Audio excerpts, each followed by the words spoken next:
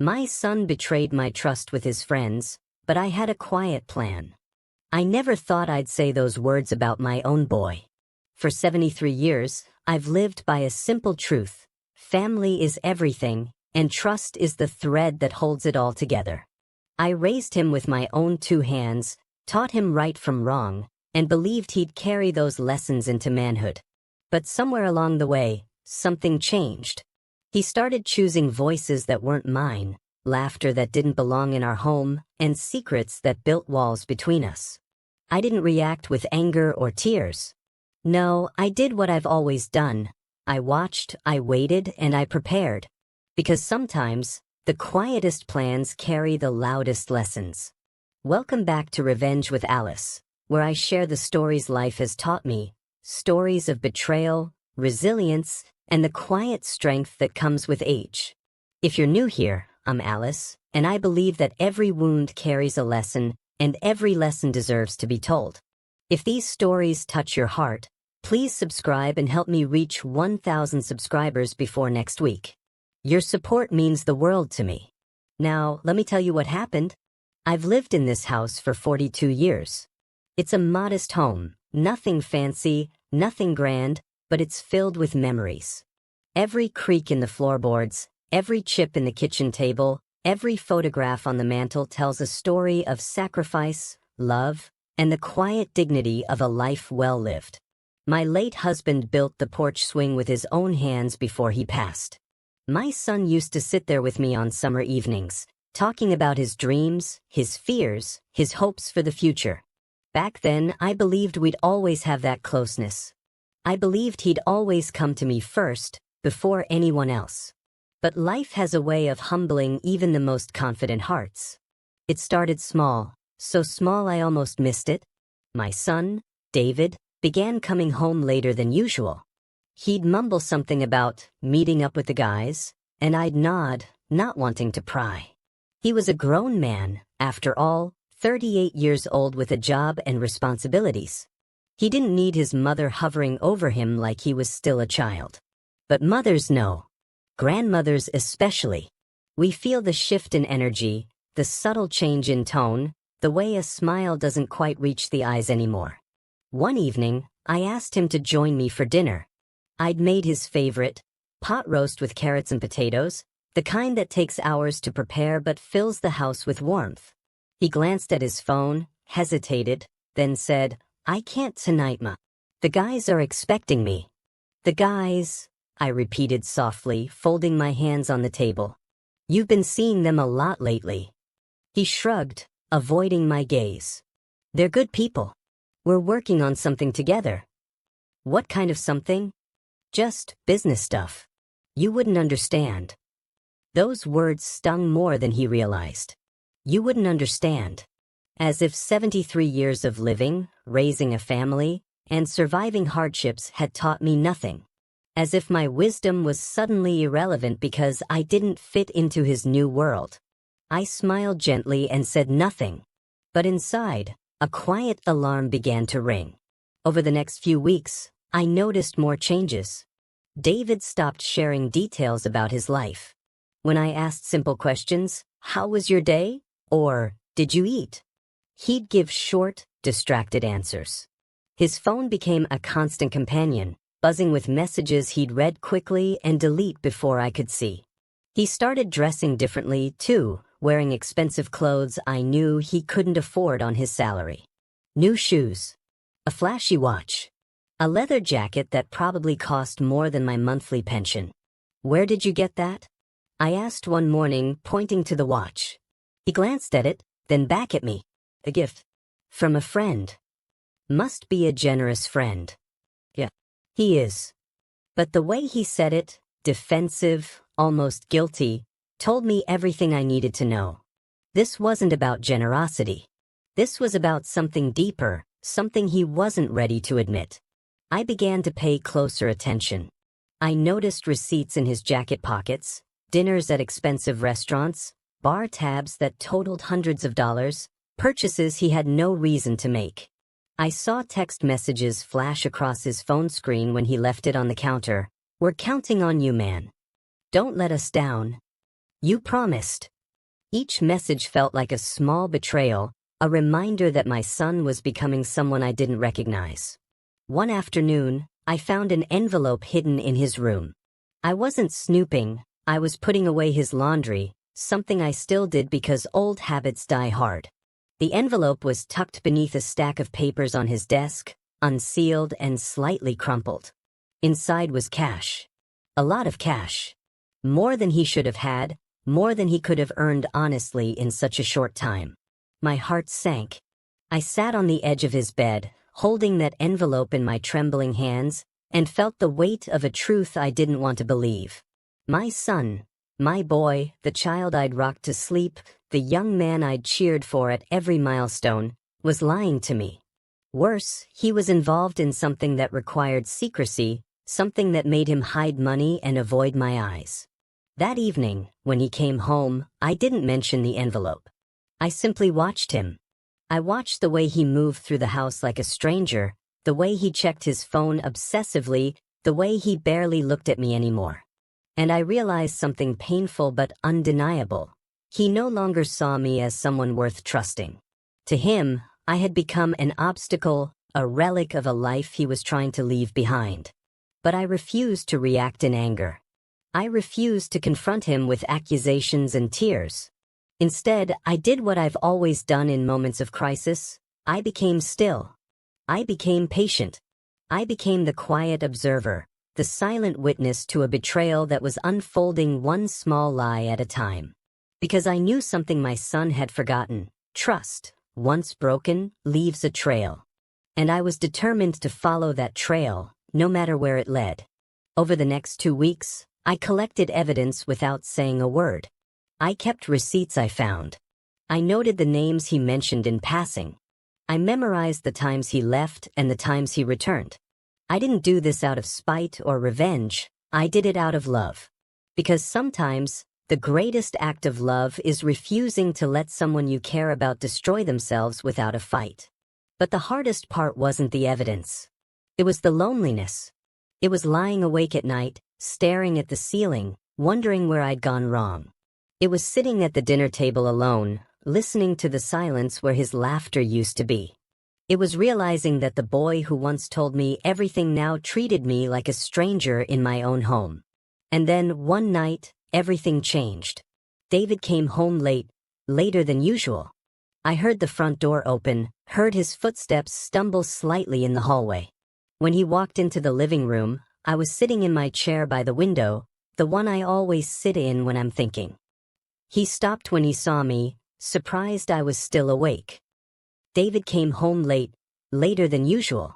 I heard the front door open, heard his footsteps stumble slightly in the hallway. When he walked into the living room, I was sitting in my chair by the window, the one I always sit in when I'm thinking.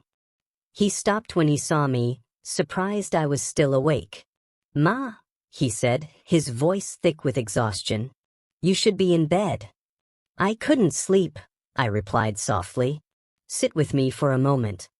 He hesitated, then sat on the couch across from me. In the dim lamplight, I could see the strain on his face, the dark circles under his eyes, the tension in his jaw, the guilt he was trying so hard to hide. "David," I said gently, "I need you to be honest with me. What's going on?" He opened his mouth, then closed it. For a moment, I thought he might finally tell me the truth. But then he shook his head and stood up. "Nothing. Everything's fine." And just like that, he walked away. That night, as I sat alone in the quiet darkness, I made a decision. I couldn't force him to trust me. I couldn't drag the truth out of him with tears or anger. But I could prepare. I could gather every piece of evidence, every small clue, and wait for the right moment to show him the mirror of his own choices.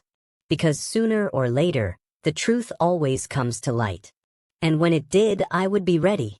They say you never truly know someone until you see who they become when they think no one is watching. I thought I knew my son. I thought the values I'd instilled in him, honesty, loyalty, respect, would guide him through life's temptations. But as the days turned into weeks, I realized I was watching a stranger wear my son's face. And the hardest part wasn't the betrayal itself. It was watching him sink deeper into a world that would eventually swallow him whole, while pretending everything was fine. The morning after our conversation, or lack thereof, I woke up with a clarity I hadn't felt in weeks. I'd spent too many nights crying quietly into my pillow, too many days second-guessing myself, wondering if I was overreacting or being a meddling old woman. But that morning, as sunlight filtered through my lace curtains, I understood something profound.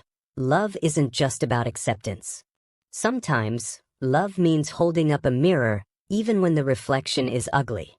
I made myself a cup of tea and sat at the kitchen table with a notebook, the same one I'd been using to document the strange changes in David's behavior. I reviewed everything methodically: the dates he came home late, the names of his friends I'd overheard, the amounts of money I'd seen in that envelope, the expensive purchases that didn't match his salary. Patterns began to emerge, connections I hadn't noticed before. His new circle of friends had names I'd heard in passing. Marcus, who apparently owned a consulting business that David never quite explained. Trevor, who drove a car far too expensive for someone David's age without a family legacy. And James, the one David mentioned most often, always with a tone of admiration that made my stomach turn. These weren't the friends David had grown up with, the boys who'd played basketball in our driveway and eaten at our table. These were men who'd appeared suddenly, like shadows, and changed everything. I decided to do something I never thought I'd do. I looked them up online. It took me a while. Technology isn't my strongest suit, but I managed to find their social media profiles. What I saw made my blood run cold. Pictures of expensive cars, luxury vacations, bottles of champagne that probably cost more than my monthly groceries. And there, scattered throughout their posts, were photos of David, my son, smiling in nightclubs I knew he couldn't afford, wearing clothes that represented weeks of his salary, holding drinks that spoke of a lifestyle built on something other than honest work. But what troubled me most were the comments.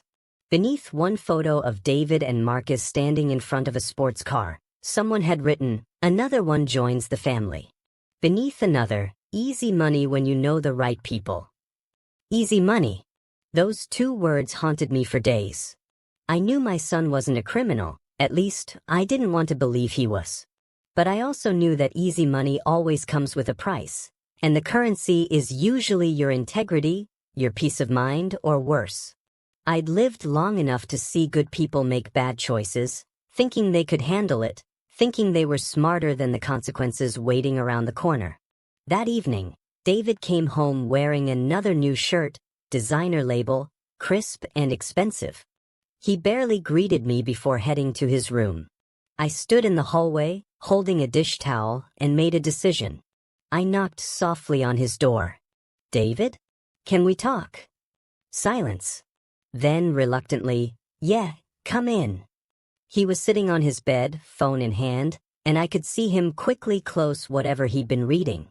I sat in the chair by his desk, the same chair I'd sat in years ago when I'd help him with homework, when he'd tell me about his day, when we were still connected by something more than blood and shared address.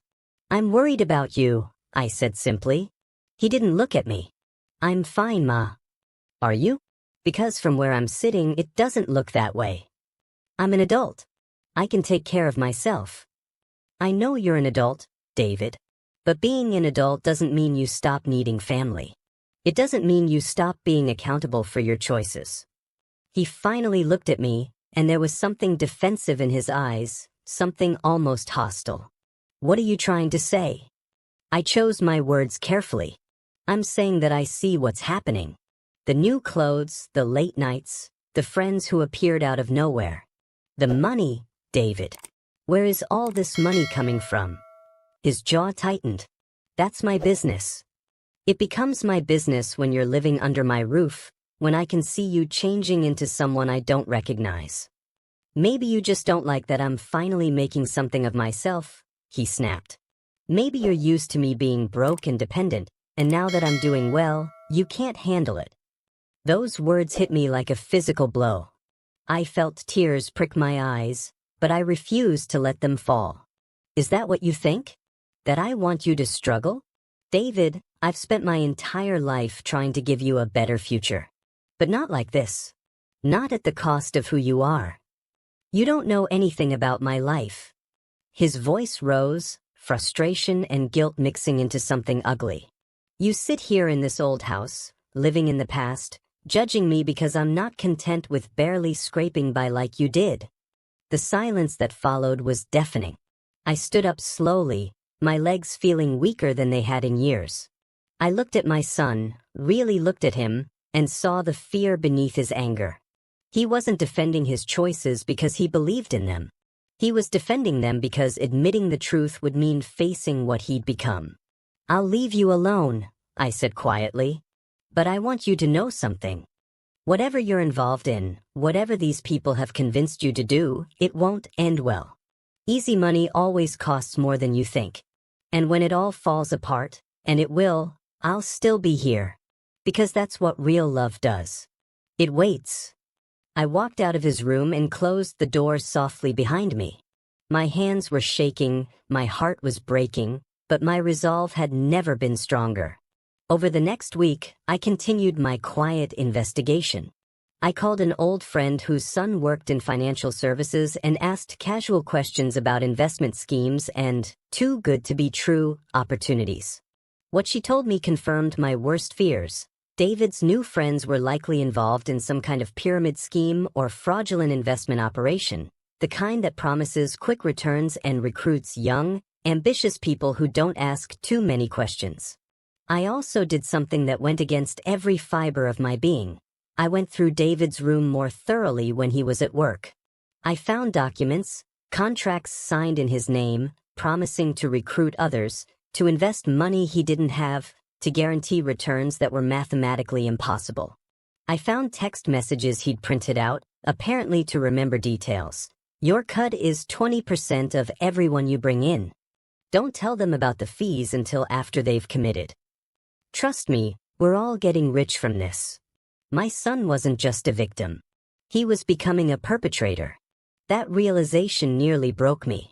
I sat on his bedroom floor, surrounded by evidence of his deception, and wept.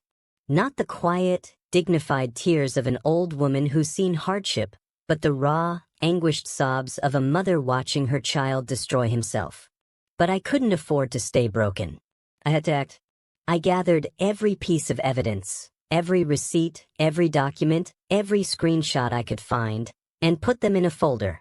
Then I did something I never imagined I'd do. I contacted a lawyer. Not to sue my son or turn him into authorities, but to understand what legal trouble he might be facing and what could be done to protect him before it was too late. The lawyer, a kind woman named Patricia who reminded me of my younger self, listened to everything and then looked at me with sympathetic eyes. Mrs. Morrison, she said gently, your son is involved in what we call a multi-level marketing scheme that borders on fraud. If the operation collapses, and they always do, he could face serious legal consequences. Civil lawsuits, possibly criminal charges depending on how deep he's in. My worst fears confirmed. What can I do? I whispered. Document everything. Prepare to show him the truth. And pray he listens before it's too late. That night, I sat at my kitchen table with the folder in front of me, my hands folded in prayer. I'd gathered the evidence. I'd consulted an expert. Now came the hardest part, confronting my son with a truth that would shatter the illusion he'd built around himself.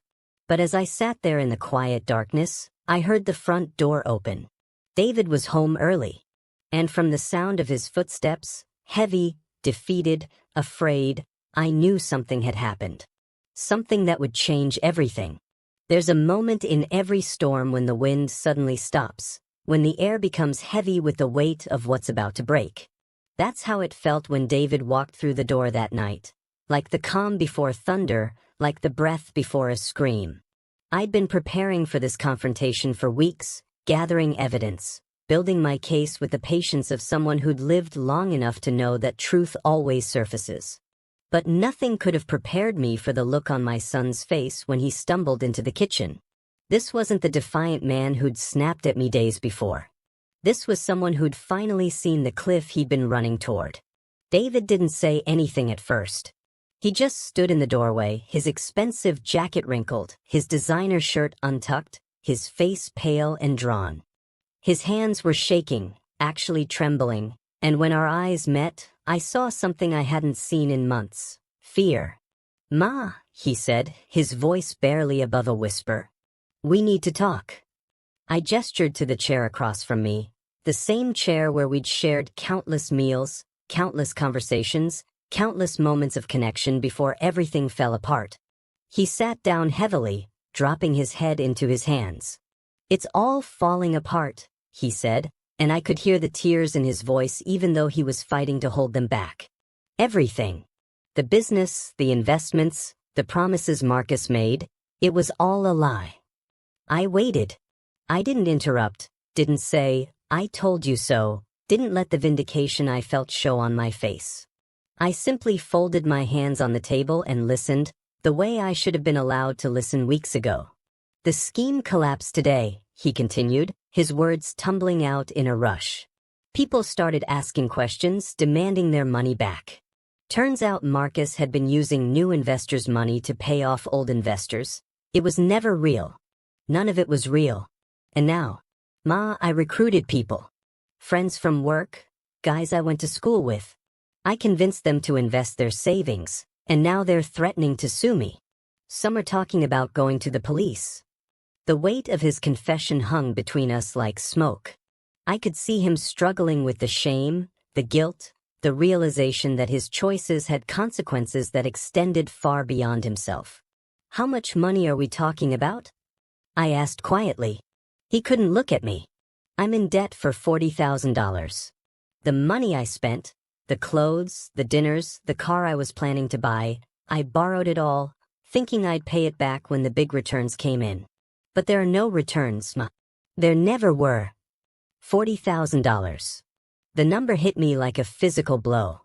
That was more money than I'd seen in my entire life, more than my late husband had earned in his best years. And my son had gambled it away, chasing a fantasy sold to him by men who saw him as nothing more than a mark, a fool, another recruit in their pyramid of lies. But even as anger rose in my chest, so did something else: grief. Grief for the innocence he'd lost, for the trust he'd broken, for the man he could have been if he'd only listened. "David," I said, reaching across the table to take his trembling hand. "Look at me." He raised his head slowly, and I saw that his eyes were red, his face wet with tears he'd finally stopped trying to hide. "I know what you've been doing," I said. "I've known for weeks." His face crumpled. "What?"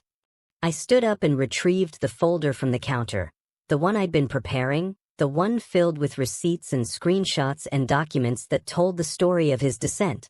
I placed it on the table between us and opened it, showing him everything I'd collected: the evidence of his lies, his expenditures, his involvement in something he should have recognized as fraud from the beginning. "I'm your mother," I said softly. "Did you really think I wouldn't notice?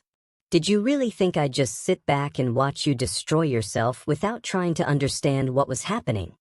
He stared at the folder, then at me, his expression a mixture of shame and disbelief.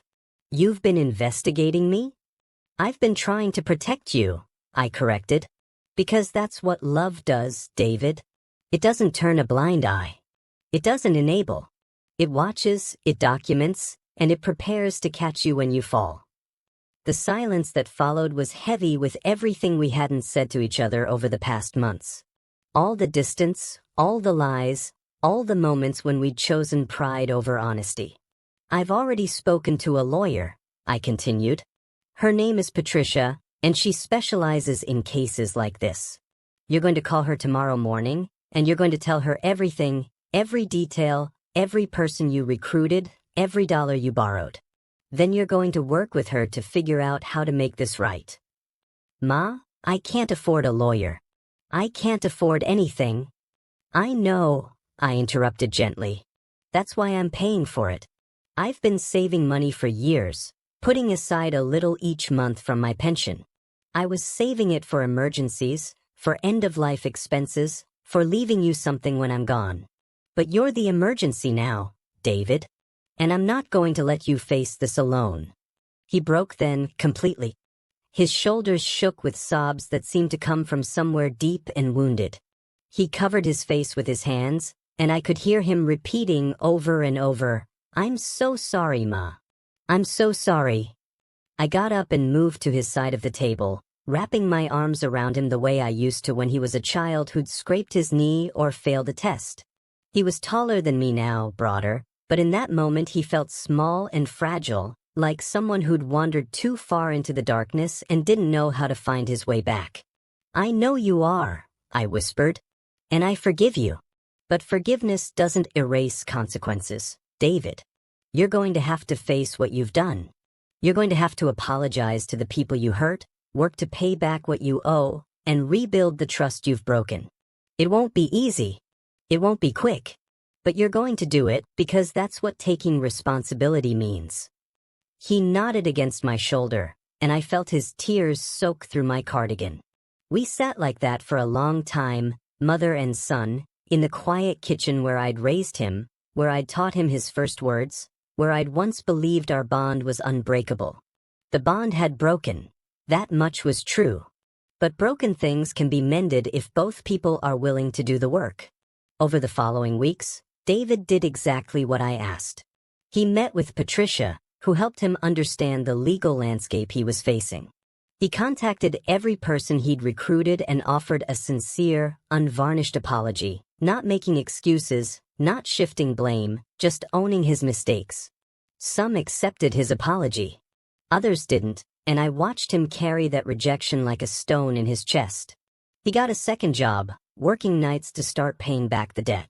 He sold everything he'd bought with borrowed money. The clothes, the watch, the leather jacket. He moved back into his old room fully, no longer treating my house like a hotel but like a home he was grateful to have. And slowly, painfully, I watched my son grow up in a way he should have years ago. One evening, about 2 months after everything collapsed, we were sitting together on the porch swing, the one his father had built. The sun was setting, painting the sky in shades of amber and rose. "Ma," he said quietly, "why did you help me? After everything I said to you, after the way I treated you, why didn't you just let me face the consequences alone?" I looked at him, this man who still had so much to learn about life, about love, about the difference between enabling and supporting. "Because that's not what mothers do," I said simply. "We don't abandon our children when they make mistakes. We don't say, 'I told you so,' and walk away. We hold them accountable, yes. We let them feel the weight of their choices.